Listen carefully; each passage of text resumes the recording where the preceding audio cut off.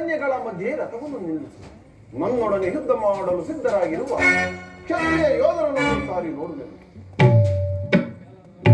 ದುರ್ಯೋಧನನ ಹಿತಾಕಾಂಕ್ಷೆಯಿಂದ ತಮ್ಮ ಪ್ರಾಣಗಳನ್ನೇ ತೃಣೋಪಾಯವಾಗಿ ಪರಿಗಣಿಸಿ ಕುರುಕ್ಷೇತ್ರದಲ್ಲಿ ಸಮ್ಮಿಳಿತರವಾಗಿರುವ ಕ್ಷತ್ರಿಯ ಯೋಧರನ್ನು ಸಾರಿ ನನಗೆ ಗುರುಸು ಪರಮಾತ್ಮ. ನಿನ್ನ ಇಚ್ಛೆ ಅರ್ಜುನ. ನೋಡು, ಕೌರವನ ಚದುರಂಗ ಬಲ ಸಮೇತವಾದ ಸೈನ್ಯವು ಪ್ರಚಂಡ ಚಂಡಮಾರುತದಿಂದ ಉನ್ಮಿಲಿತವಾದ ಸಾಗರದಂತೆ ಕಾಣುತ್ತಿದೆ. ಇತ್ತ ನೋಡು, ಕೌರವೇಶ್ವರನು ತನಗೆ ಪ್ರಿಯರಾದ ಕರ್ಣ ದುಶ್ಯಾಸನರೊಡನೆ ಅಶ್ವಾರೂಢನಾಗಿ ಸೇನಾ ರಚನೆಯನ್ನು ಪರಿಶೀಲಿಸುತ್ತಿರುವನು. ಅವರ ಹಿಂದೆ ಸಿಂಧುರಾಜನಾದ ಶಕುನಿ, ಜಯದ್ರಥನ ಬಲಗಡೆ ಒಂದೇ ವಿಧವಾದ ಚತುರಾಶ್ವ ರಥಗಳಲ್ಲಿ ಕುಳಿತಿರುವವರೇ ಕೌರವೇಶ್ವರನ 98 ಮಂದಿ ಸಹೋದರರು. ಆ ಸಮೂಹದಲ್ಲಿ ದುರ್ಯೋಧನನ ಮಕ್ಕಳೂ ಇರುವರು.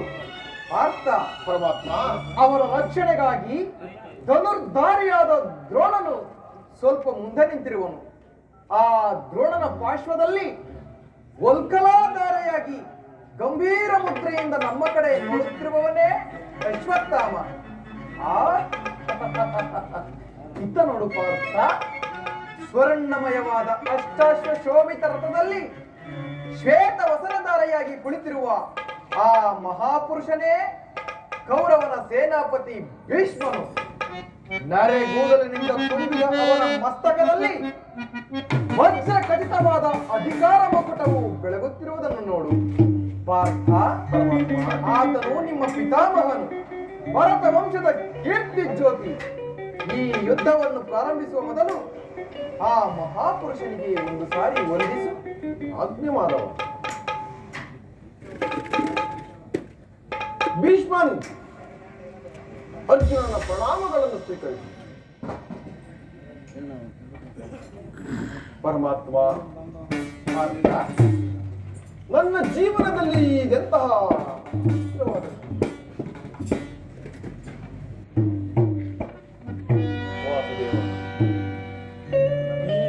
ಒಂದು ಸಾರಿ ಗುರು ಸೈನ್ಯದ ಕಡೆ ದೃಷ್ಟಿಸಿ ನೋಡು. ಅವರೆಲ್ಲರೂ ನನ್ನ ಬಂಧು ಬಾಂಧವರು, ಗುರು ಹಿರಿಯರು, ಜ್ಞಾತಿಗಳು, ಮಿತ್ರರು. ಇವರೆಷ್ಟು ಜನ ರಮಣಿಗಳಲ್ಲಿ ಭರತ ವಂಶದ ಪವಿತ್ರವಾದ ರಕ್ತವು ಹರಿಯುತ್ತಿರುವುದೆಂಬುದನ್ನು ಬಲ್ಲಯ. ಕೇವಲ ರಾಜ್ಯದ ಮೇಲಿನ ಆಸೆಯಿಂದ ನಾನು ಈ ಗುರುವದೆಗೆ ಜ್ಞಾತಿ ಹಿಂಸೆಗೆ ಕೈಯಾಕಲಾರಿನ ದೇವ. ಮಿತ್ರ, ಏನಾಯಿತು? ಏಕೆ ವಿಚಲಿತನಾಗಿರುವೆ? ಏನು ಹೇಳಲಿ ಕೃಷ್ಣ.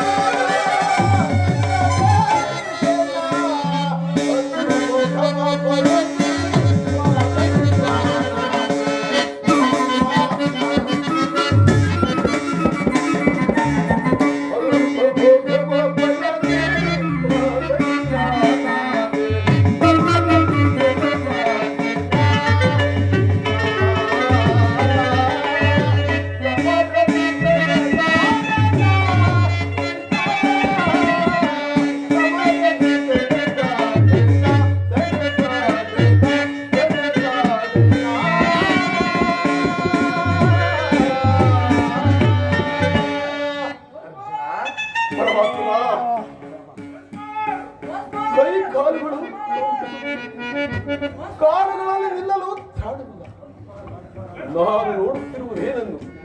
ಇವರೆಲ್ಲರೂ ನನ್ನ ಬಂಧು ಬಾಂಧವರು, ಗುರು ಹಿರಿಯರು, ಮಿತ್ರರು. ಇವರೆಷ್ಟು ಜನರ ಚಾಮಣಿಗಳಲ್ಲಿ ಭರತ ವಂಶದ ಪವಿತ್ರವಾದ ರಕ್ತವು ಹರಿಯುತ್ತಿರುವುದೆಂಬುದನ್ನು ಬಲ್ಲೆಯ. ಕೇವಲ ರಾಜ್ಯದ ಮೇಲಿನ ಆಸೆಯಿಂದ ಇವರನ್ನು ಒಲಿಸಲು ನನ್ನಿಂದಾಗದು.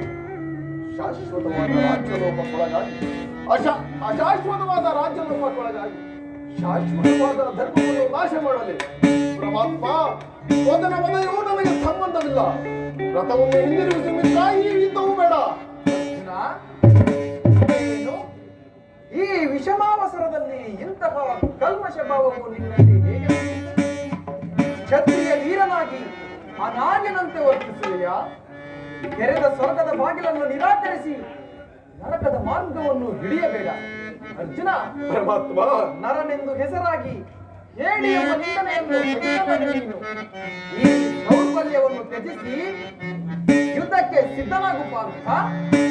ಪರಮಾತ್ಮ, ಯುದ್ಧದ ಹೆಸರನ್ನೆತ್ತಿದರೆ ನನ್ನ ಕೈ ಕಾಲುಗಳು ಕಂಪಿಸುತ್ತಿವೆ. ಅರ್ಜುನ, ನಾಲಿಗೆಯು ಒಣಗುತ್ತಿರುವುದು. ಪರಮಾತ್ಮ, ಗಾಂಡೀವವು ಕೈಯಿಂದ ಕಳಿತು. ಪರಮಾತ್ಮ, ನಾನು ನೋಡುತ್ತಿರುವುದೇನೆಂದು, ಇವರೆಲ್ಲರೂ ನನ್ನ ಬಂಧು ಬಾಂಧವರು. ಈ ಗುರುವದೆಯಿಂದ ಲಭಿಸುವ ಸಂಪತ್ತಿಗಿಂತ ಭಿಕ್ಷಾವೃತ್ತಿಯೇ ಶ್ರೇಷ್ಠ. ನನಗೆ ಯುದ್ಧವು ಬೇಡ. ಪರಮಾತ್ಮ, ರಥವನ್ನು ಹಿಂದಿರುಗಿಸು. ಯಾರನ್ನು ಯಾರು ವಧಿಸುವುದು ಅರ್ಜುನ? ಅಳಿ ಇಲ್ಲದ ಆತ್ಮ.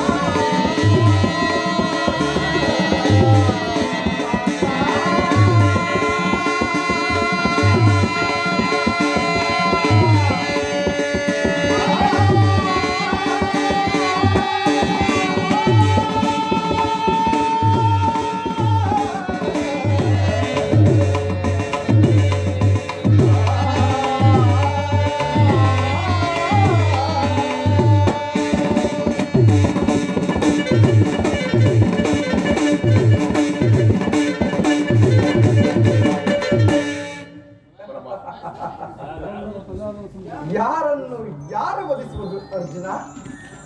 ಅಳಿವಿಲ್ಲದ ಆತ್ಮವನ್ನು ವಧಿಸುವುದು ಅಸಂಭವ.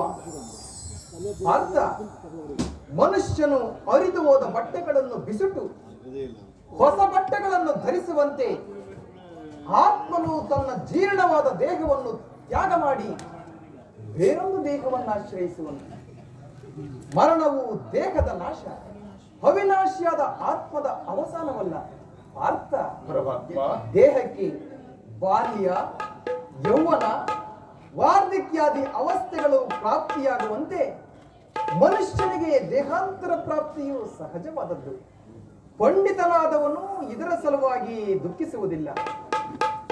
ನೋಡು ಪಾರ್ಥ, ಈ ಭೀಷ್ಮ, ದ್ರೋಣ, ನೀನು ನಾನು ಕೂಡ ಹಿಂದೆ ಅನೇಕ ಸಾರಿ ಜನಿಸಿರುವೆವು, ಮುಂದೆಯೂ ಜನಿಸುವೆವು. ಈ ಜನ್ಮ ಮೃತ್ಯುಗಳು ಆತ್ಮನ ಅನಂತ ಪ್ರವಾಸದ ಎರಡು ಅಂತರಗಳು. ಹುಟ್ಟಿದವನಿಗೆ ಮರಣವು, ಮೃತನಿಗೆ ಪುನರ್ಜನ್ಮವು ಮೊದಲೇ ನಿಶ್ಚಿತವಾಗಿರುವಂಥದ್ದು. ಅವಶ್ಯಕವಾಗಿ ಆಗಬೇಕಾದದ್ದಕ್ಕೆ ಮೂಢನಂತೆ ಚಿಂತಿಸಿ ಫಲವೇನು? ಪಾರ್ಥ, ಯುದ್ಧವು ಕ್ಷತ್ರಿಯನ ಧರ್ಮ. ನಿನ್ನ ಧರ್ಮವನ್ನು ನೀನು ಪಾಲನೆ ಮಾಡು ಪಾರ್ಥ. ಪರಮಾತ್ಮ, ಯುದ್ಧದ ಹೊರತು ಕ್ಷತ್ರಿಯನಿಗೆ ಮತ್ತಾವ ಧರ್ಮವೂ ಇಲ್ಲವೇ? ಏಕಿಲ್ಲ ಅರ್ಜುನ? ಸ್ವಧರ್ಮ ಪಾಲನೆಯಲ್ಲಿ ಪ್ರಾಣಗಳನ್ನಾದರೂ ತ್ಯಜಿಸಬಹುದು. ಆದರೆ ಪರಧರ್ಮಾವಲಂಬನವು ಅನರ್ಥಕಾರಿ. ನೆನಪಿರಲಿ ಅರ್ಜುನ, ಇದು ಧರ್ಮಯುದ್ಧ. ನೀನೀ ಯುದ್ಧದಿಂದ ನಿವೃತ್ತನಾದರೆ ಸ್ವಧರ್ಮವನ್ನು ಉಲ್ಲಂಘಿಸಿದ ಪಾಪಕ್ಕೆ ಗುರಿಯಾಗುವೆ. ನಿನ್ನಂತಹ ಸಂಭಾವಿತನಿಗೆ ಅಕೀರ್ತಿಯು ಮರಣಕ್ಕಿಂತಲೂ ಘೋರತರವು. ಯೋಚಿಸು, ಶತ್ರುಗಳು ಏಡಿ ಎಂದು ಅಳಿಯುವರು, ಆತ್ಮೀಯರು ವಂಚಕನೆಂದು ನಿಂದಿಸುವರು. ಈ ಮನೋವಿಕಾರವನ್ನು ಬಿಟ್ಟು ಸ್ವಧರ್ಮವನ್ನು ಪಾಲನೆ ಮಾಡಬಾರ್ದ. ಕರ್ಮವು ಪೌರುಷದ ಲಕ್ಷಣ. ಅಕರ್ಮಣ್ಯನಾದ ಮಾನವನು ಜೀವಂತವಾದ ಶವವಿದ್ದಂತೆ. ಸರ್ವರ ನಿಂದನೆಗೂ ಪಾತ್ರನು, ಸರ್ವರಿಂದ ವರ್ಜಿತನು. ಈ ಅಜ್ಞಾನದಿಂದ ನೀನು ಕರ್ಮಭ್ರಷ್ಟನಾಗಬೇಡ. ಪರಮಾತ್ಮ, ಯುದ್ಧದ ಎತ್ತರನೆತ್ತಿದರೆ ನನ್ನ ಕೈ ಕಾಲುಗಳು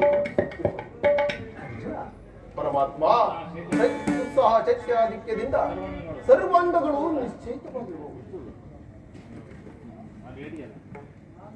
ಪರಮಾತ್ಮ, ಆದರೂ ನಾನು ಹೇಳಿಯಲ್ಲ.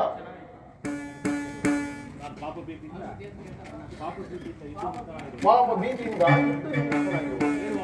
ಹೇಳುವ ದೇವ, ಯುದ್ಧದ ಹೊರತಾಗಿ ಕ್ಷತ್ರಿಯನಿಗೆ ಮತ್ತಾವ ಧರ್ಮವೂ ಇಲ್ಲವೇ? ಸ್ವಧರ್ಮ ಪಾಲನೆಯಲ್ಲಿ ಪ್ರಾಣಗಳನ್ನಾದರೂ ತ್ಯಜಿಸಬಹುದು, ಆದರೆ ಪರಧರ್ಮಾವಲಂಬನವು ಅನರ್ಥಕಾರಿ. ನೆನಪಿರಲಿ ಅರ್ಜುನ, ಇದು ಧರ್ಮಯುದ್ಧ. ನೀನು ಈ ಯುದ್ಧದಿಂದ ನಿವೃತ್ತನಾದರೆ ಸ್ವಧರ್ಮವನ್ನು ಉಲ್ಲಂಘಿಸಿದ ಪಾಪಕ್ಕೆ ಗುರಿಯಾಗುವೆ.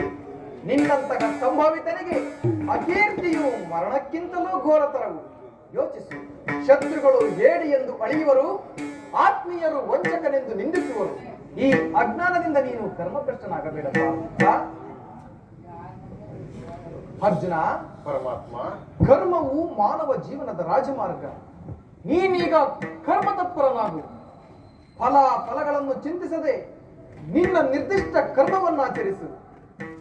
ಏಕೆಂದರೆ ಮಾನವನು ಕರ್ಮಕ್ಕೆ ಮಾತ್ರ ಅಧಿಕಾರಿ, ಫಲವು ಅವನ ಅಧೀನವಲ್ಲ. ಅನಾಸಕ್ತ ಚಿತ್ತನಾಗಿ ಸಿದ್ಧಿ ಅಸಿದ್ಧಿಗಳಲ್ಲಿ ಸಮಾನ ಭಾವದಿಂದ ಕಾರ್ಯಾಚರಣೆ ಮಾಡುವುದೇ ಮಾನವನ ಕರ್ತವ್ಯ. ಅರ್ಜುನ, ವಾಸುದೇವ, ಅಸ್ತ್ರಗಳನ್ನು ಧರಿಸು, ಕರ್ಮಯೋಗಿ ಎನಿಸು. ಇಹದಲ್ಲಿ ಕೀರ್ತಿಯನ್ನು, ಪರದಲ್ಲಿ ಸ್ವರ್ಗವನ್ನು ಪಡೆಯುವೆ ಪಾರ್ಥ. ಈ ದಿವ್ಯವಾಣಿಯಿಂದ ನನ್ನ ಪ್ರಸ್ತುತ ಪ್ರಜ್ಞೆಯನ್ನು ಎಚ್ಚರಗೊಳಿಸುತ್ತಿರುವ ನೀನು ಯಾರು? ಹೇ ಕರ್ಮಯೋಗಿಯನು, ಈಗ ಲೋಕದಲ್ಲಿ ನಿನ್ನ ನಿರ್ದಿಷ್ಟ ಕರ್ಮವೇನು?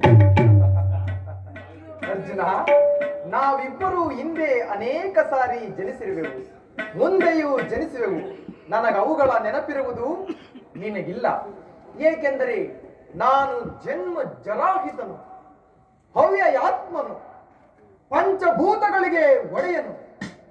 ಅರ್ಜುನ, ವಾಸುದೇವ, ಯಾವಾಗ ಧರ್ಮದ ಪತನವು ಅಧರ್ಮದ ಉದ್ಧಾರವು ಆಗುವುದೋ ಆಗ ನಾನು ಈ ಭೂಮಿಯಲ್ಲಿ ಶೀಘ್ರವಾಗಿ ಜನ್ಮಗ್ರಹಣ ಮಾಡಬೇಕು.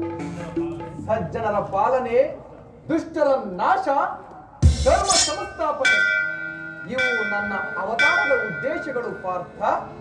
ಹೇ ಯೋಗೀಶ್ವರ ಪರಮಾತ್ಮ, ನೀನು ಯಾರು? ನಿನ್ನನ್ನು ತಿಳಿಯುವ ಮಹಿಮರು ಹೇಗೆ? ಉತ್ತರವನ್ನು ಕರುಣಿಸು ಮಹಾಮಹಿಮ.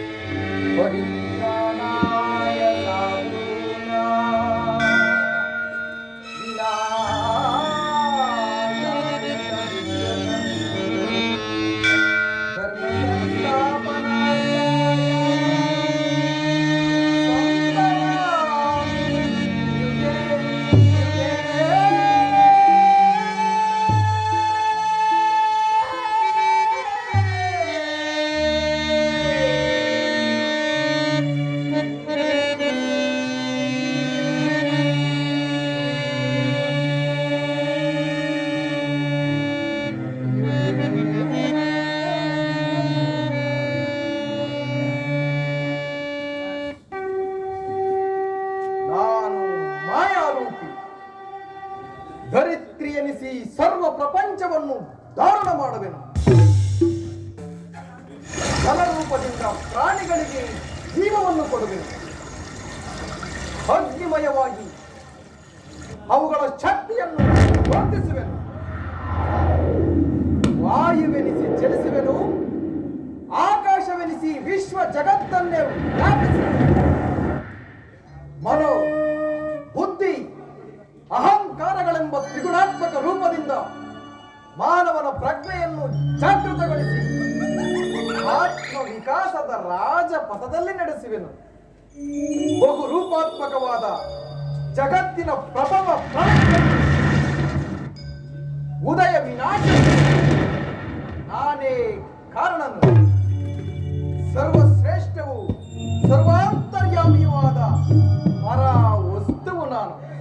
ಅರ್ಜುನ, ಪರಮಾತ್ಮ, ದಾರದಲ್ಲಿ ಮಣಿ ಸಮೂಹವು ಪೋಣಿಸಲ್ಪಟ್ಟಂತೆ ಈ ವಿಶ್ವ ಜಗತ್ತು ನನ್ನಲ್ಲಿ ರೋಧವಾಗಿರುವುದು. ನಾನು ನೀರಿನಲ್ಲಿ ರಸಾತ್ಮಕನು. ಚಂದ್ರ ಸೂರ್ಯರ ಕಾಂತಿಯು ನನ್ನದು. ವೇದಗಳಲ್ಲಿನ ಓಂಕಾರವು ನಾನು. ಮನುಷ್ಯರಲ್ಲಿನ ಪೌರುಷವು ನನ್ನದು. ಸಮಸ್ತ ಭೂತಗಳ ಆದಿ ಕಾರಣನು ನಾನು. ನಾನು ದೇವತೆಗಳಲ್ಲಿ ಇಂದ್ರನು, ವೇದಗಳಲ್ಲಿ ಸಾಮವು, ಪರ್ವತಗಳಲ್ಲಿ ಮೇರವು, ರುದ್ರರಲ್ಲಿ ಶಂಕರನು, ಋಷಿಗಳಲ್ಲಿ ಮೃಗುವೂ ಆಗಿರುವೆನು. ನನ್ನ ಅವತಾರಗಳು ಅಗಣ್ಯ, ಅನಂತ, ಅಬೋಧ. ಅದರಲ್ಲಿ ಒಂದು ಅಲ್ಪಾಂಶದಿಂದ ಈ ಜಗತ್ತಿನಲ್ಲಿ ಸೃಷ್ಟಿ, ಸ್ಥಿತಿ, ಲಯ, ಪ್ರಳಯಗಳು ನಡೆಯುವ ಪಾರ್ಥ. ಪರಮಾತ್ಮ, ನಿನ್ನ ನುಡಿಯಿಂದ ನನ್ನ ಮೋಹವು ನಾಶವಾಯಿತು. ಹೃದಯದ ಅಂಧಕಾರವು. ಪರಮಾತ್ಮ, ನಿನ್ನ ವಿಶ್ವರೂಪವನ್ನು ತೋರಿಸಿ ನನ್ನನ್ನು ಕೃತಾರ್ಥನಾಗಿ ಮಾಡು ದೇವ. ತಥಾಸ್ತು ಪಾರ್ಥ. ನನ್ನ ಸಂಹಾರ ಮೂರ್ತಿಯ ದರ್ಶನವನ್ನು ಮಾಡು. ಕರಾಳ ಕಾಲ ಸ್ವರೂಪನು ನಾನು. ಈ ಕುರುಕ್ಷೇತ್ರದಲ್ಲಿ ಸಮ್ಮಿಳಿತರಾಗಿರುವ ಸಮಸ್ತ ಯೋಧರನ್ನು ಒಂದೇ ಬಾರಿ ಆಪೋಷಣೆ ಮಾಡಿ ನನ್ನ ಉದರದಲ್ಲಿ ಧರಿಸಿಕೊಳ್ಳುವೆನು. ನೀನು ನಿಮಿತ್ತ ಮಾತ್ರಕ್ಕೆ ನನ್ನ ಸಹಾಯಕನಾಗು. ಯುದ್ಧದಲ್ಲಿ ಜಯಶೀಲನಾಗಿ ಜಗತ್ತಿನಲ್ಲಿ ಕೀರ್ತಿಯನ್ನು ಗಳಿಸುವೆ.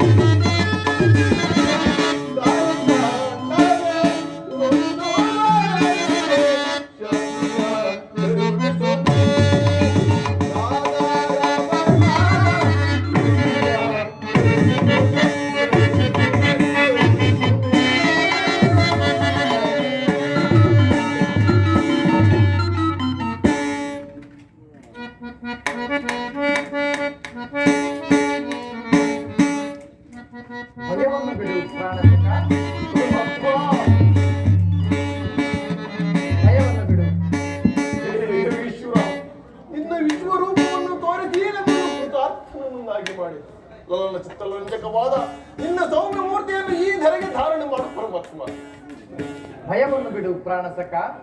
ಶಂಖ ಚಕ್ರ ಗದಾ ಹಸ್ತ ಶೋಭಿತವಾದ ನನ್ನ ಸೌಮ್ಯ ಮೂರ್ತಿಯ ದರ್ಶನವನ್ನು ಮಾಡು. ಸಾಗರದ ಮಧ್ಯದಲ್ಲಿ ಪ್ರಶಾಂತವಾದ ಗಂಭೀರ ಜಲರಾಶಿಯಲ್ಲಿ ನಿಶ್ಚಲವಾಗಿ ನಡೆಯುವ ನಾವೆಯಂತೆ ನಿನ್ನ ಹೃದಯವು ಶಾಂತವಾಗಲಿ, ಪ್ರಶಾಂತವಾಗಲಿ ಅರ್ಜುನ.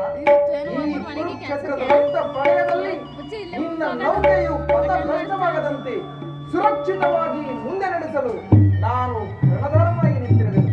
ಭಯವನ್ನು ಬಿಡು ಪ್ರಾಣಸಕ.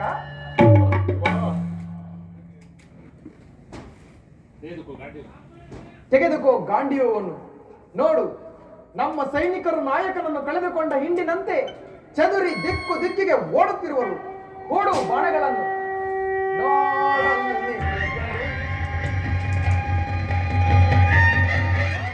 ಅಲ್ಲಿ ನೋಡು ಅರ್ಜುನ.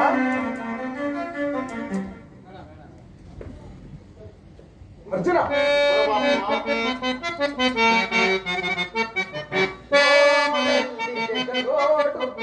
ಸೈನ್ಯ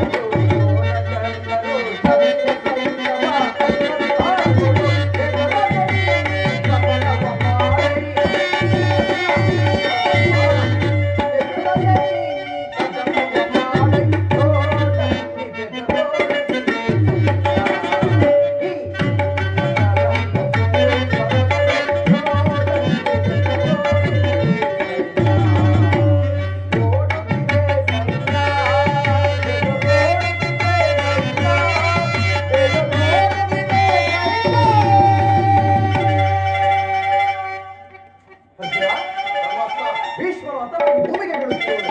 ಬಾಣಗಳನ್ನು ಹೂಡು. ಆ ವೀರ ಶಿಖಾಮಣಿಗೆ ಉಚಿತವಾದ ಶೆಯನ್ನು ಅಂಬುಗಳಿಂದ ರಚಿಸು. ದೇವರು ತನ್ನ ದೇಹವು ಭೂಮಿಯಲ್ಲಿ ಉರುಳದಿರಲಿ.